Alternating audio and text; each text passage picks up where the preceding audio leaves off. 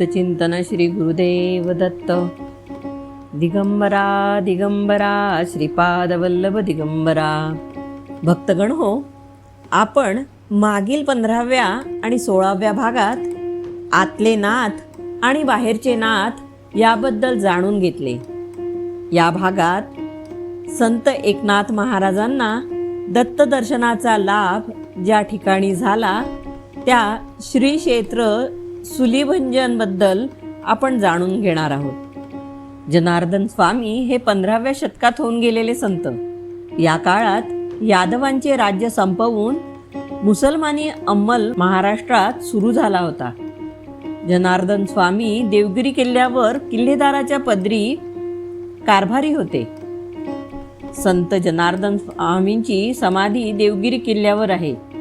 या ठिकाणी भागवत संप्रदायाचे भाविक मोठ्या भक्तिभावाने समाधीच्या दर्शनाला गर्दी करतात. संत एकनाथ महाराजांना दत्ताच्या दर्शनाचा लाभ व्हावा म्हणून एका गुरुवारी त्यांना सुलीभंजन पर्वतावर नेले आणि मलंग वेशात आलेल्या गुरुदत्ताचे दर्शन घडविले. याविषयीची आख्यायिका केशवकृत नाथ चरित्रात आढळते. गुरु आज्ञेनुसार संत एकनाथ यांनी साधना केली म्हणून या ठिकाणाला संत एकनाथांचे साधना स्थळ म्हणून देखील ओळखतात. येथील वैशिष्ट्य म्हणजे ज्या ठिकाणी बसून संत एकनाथांनी साधना केली त्या शिळेवर एक लहान दगडाने आघात केल्यास त्या गोलाकार शिळेतून घंटीप्रमाणे मंजूळ आवाज येतो. मात्र या ठिकाणच्या इतर शिळेवर असा आघात केल्यास त्यातून अशा प्रकारचा आवाज येत नाही.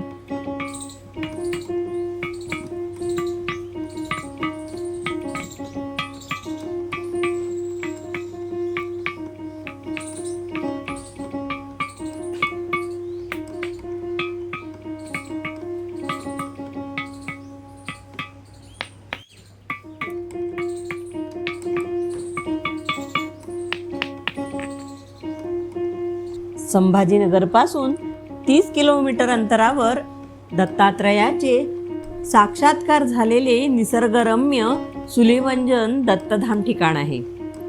हे ठिकाण फार कमी लोकांना माहीत आहे. धार्मिक आणि निसर्गरम्य पर्यटन स्थळ म्हणून सुलीभंजन प्रसिद्ध आहे.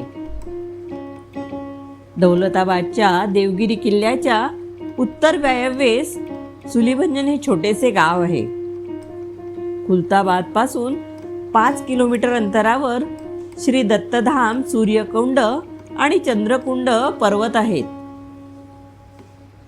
हिंदू धार्मिक दृष्ट्या या स्थळाबद्दल अनेक आख्यायिका प्रसिद्ध आहेत.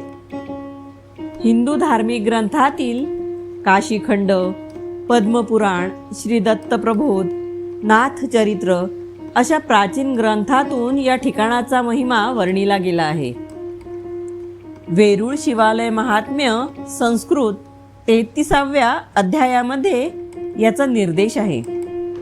देवगिरीतील दिशे सूर्यकुंड, शिवालय, दत्तात्रय मनस्थान तीर्थ, त्रिगुण पावन या पर्वताला सुलीभंजन किंवा सूर्यभंजन किंवा शुलीभंजन अशा वेगवेगळ्या नावांनी ओळखले जाते. मार्कंडेय ऋषींचे हे ठिकाण तपारण्य होते.